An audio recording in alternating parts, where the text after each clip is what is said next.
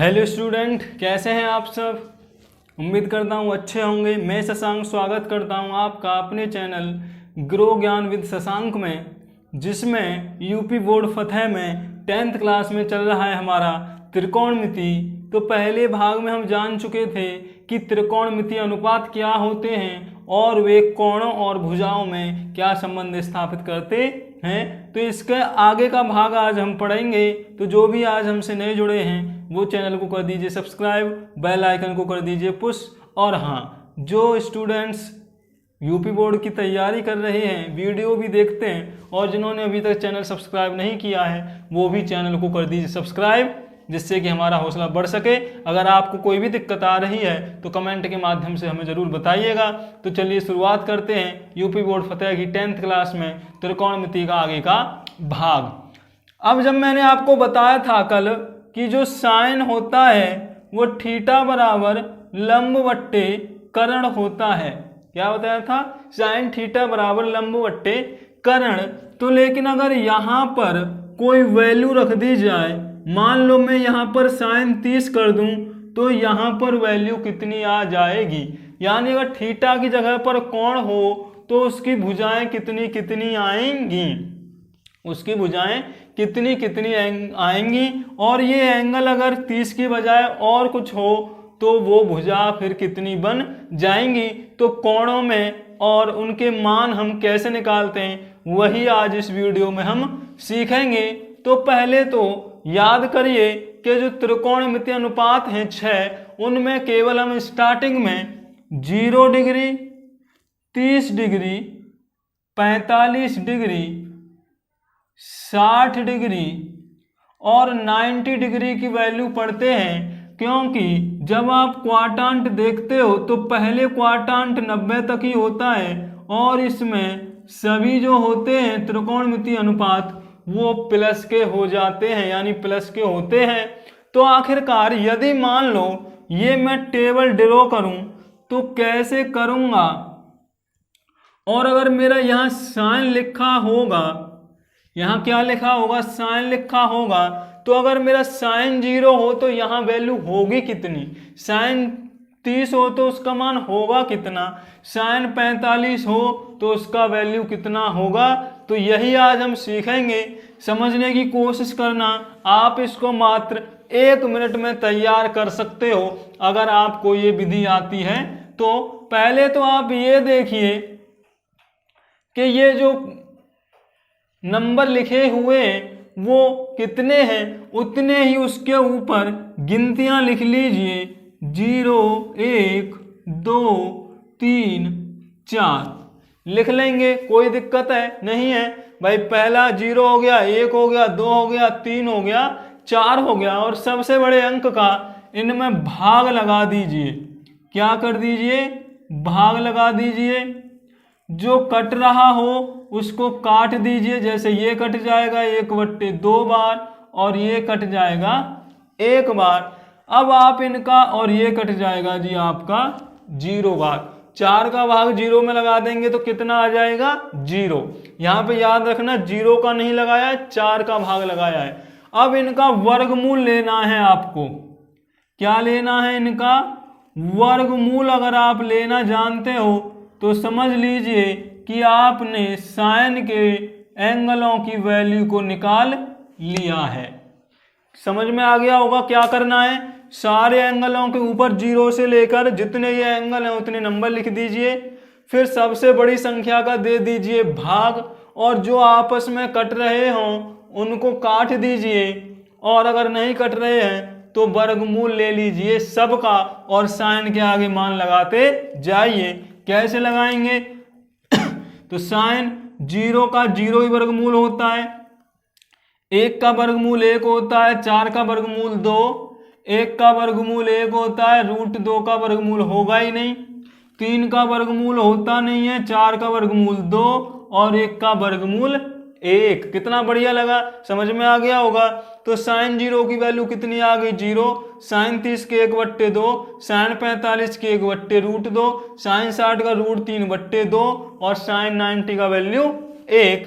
अगर आगे आ जाता है आपका कॉस, कॉस को ये वैल्यू उल्टी करके रख दीजिए या इन वैल्यूओं को उल्टा कर दीजिए, यानी कि 4/4, 3/4, 1/4 दो, तो सेम ये वैल्यू उल्टी हो जाएंगी तो कॉस की आ जाएंगे, यानी cos 0 तो sin 90 की वैल्यू, फिर √3/2 की वैल्यू, 1/√2 की वैल्यू, 1/2 और लास्ट में आ गया 0। अब आता है तीसरा आपका tan। कल मैंने आपको बताया था tan का फॉर्मूला जो होता है वो sin बट्टे cos होता है। क्या होता है? sin बटा cos, यानी कि आपको इसके आपस में क्या लगाना है? भाग लगाना है साइन में cos का। तो 1 का भाग 0 में लगाओगे तो 0 आएगा, 1/2 में √3/2 करोगे, देखो मैंने कर दिया तो 2 से 2 कैंसिल हो गया, क्या बच गया? 1/√3 बच गया, ये दोनों सेम है तो 1 बच गया, 2 से 2 कैंसिल हो गया, √3 बच गया। 0 का भाग जब हम लगाते हैं किसी संख्या में तो वो आ जाता है इन्फिनिटी, यानी अनंत। कॉट मैंने बताया था कॉस में साइन का भाग लगा दो या tan की वैल्यू को उल्टा लिख दो, तो √3 1/√3 और 0। आगे जो आता है आपका वो आता है सेक। सेक मैंने बताया था आपको कॉस का उल्टा होता है, यानी 1 का उल्टा करोगे 1, √2/3 का उल्टा करोगे 2/√3, 1/√2 का करोगे √2, 1/2 का करोगे 2, और 0 का जब आप उल्टा करोगे तो 0/1 आएगा कि 1/0 आएगा? आप बताइए भाई क्या आएगा? भाई मुझे 0 का उल्टा करना है तो क्या आएगा? 1/0। तो क्यों आ रहा है? तो देख लीजिए 1/cos थीटा होता है ना सेक की वैल्यू, तो बराबर 1/0 हो गया। तो 0 का भाग किसी संख्या में लगाते हैं तो क्या आता है? इन्फिनिटी आता है। अब जो कोसेक है वो उल्टा है साइन का, या इसके वैल्यू को उल्टा रख दीजिए तो ये वैल्यू आपकी बन जाएंगी। तो ऐसे करके आपने सभी त्रिकोणमितीय कोणों के जो वैल्यू थी 0 से लेके 90 एंगल की, वो आपने टेबल को तैयार कर लिया है। तो यहां तक अगर कोई दिक्कत हो, कोई वैल्यू समझ में ना आ रही हो तो आप कमेंट करिएगा, वैसे पूरी समझ में आ गई होगी। साइन की वैल्यू आपको केवल निकालनी होती है, बाद बाकी सब उल्टा करते जाते हैं तो ये वैल्यू आ जाती है। तो यहां तक कोई दिक्कत है नहीं। अब मैं ये रफ करने वाला हूं तो याद करिएगा, समझिएगा कि 0 से स्टार्ट करते हैं, 0 1 2 3 4, जितने 4 आ गई तो 4 से भाग लगा देंगे, जो कट रहा होगा वो काट देंगे और जो नहीं कट रहा है उसे ज्यों का त्यों, और इनका ले देंगे वर्गमूल, तो वैल्यू आ जाएगी साइन की 0 का वर्गमूल 0, 1 का वर्गमूल 1, 4 का वर्गमूल 2, 1 का वर्गमूल 1, 2 का होता नहीं, 3 का होता नहीं, 4 का 2 और 1 का वर्गमूल 1। तो ये आप अब बना दोगे, कोई दिक्कत नहीं होगी। लेकिन अब बोर्ड में सवाल कैसे आएगा वो देखते हैं। तो बड़ा सिंपल, अगर आपको ये वैल्यू सभी याद हो जाएं, अगर याद भी नहीं होती तो आप इसको केवल 1 मिनट में बना सकते हो, केवल 1 मिनट आपको ये बनाने में लगेगी। अगर आपके पेपर में यदि आप इसको भूल जाते हो तो पेपर में आता है कि भाई साइन स्क्वायर 30 अंश की वैल्यू बताओ, साइन स्क्वायर 30 अंश का वैल्यू बताओ।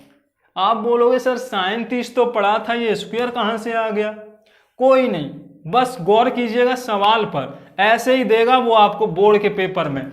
तो ये वास्तव में इसको हम लिख सकते हैं साइन 30 का होल स्क्वायर। तो जब जब स्क्वायर लगा होगा आप क्या कर लोगे, उसके ऊपर 2 घात लगा लोगे। साइन 30 की वैल्यू अभी हमने निकाली थी, 1/2 मिली थी, तो 1/2 का स्क्वायर हो गया, 1 का वर्ग 1 और 2 का वर्ग 4 हो गया, यानी साइन स्क्वायर 30 का वैल्यू कितना आ गया? 1/4। कितना आ गया? 1/4। मैंने ये सवाल क्यों लिया? क्योंकि इसी के अकॉर्डिंग आपको एग्जाम में सवाल देखने को मिलेगा। अब जो सवाल लिखूंगा मैं वो आने के चांस रहेंगे आपके एग्जाम में, तो समझने की कोशिश करना सवाल को। सवाल लिखा हुआ है साइन स्क्वायर 45 अंश प्लस कॉस स्क्वायर 45 अंश बटे टेन स्क्वायर 45 अंश। चलो tan 60 करो, tan 60 अंश का मान कितना होगा, तो ये वैल्यू आपको फाइंड करनी है। आप बोलोगे sin 45 cos 45 tan 60, बहुत अच्छा सवाल है सर, क्योंकि मैंने भी बताया था कि जब वैल्यू लगा होगा तो उसका स्क्वायर कर देंगे।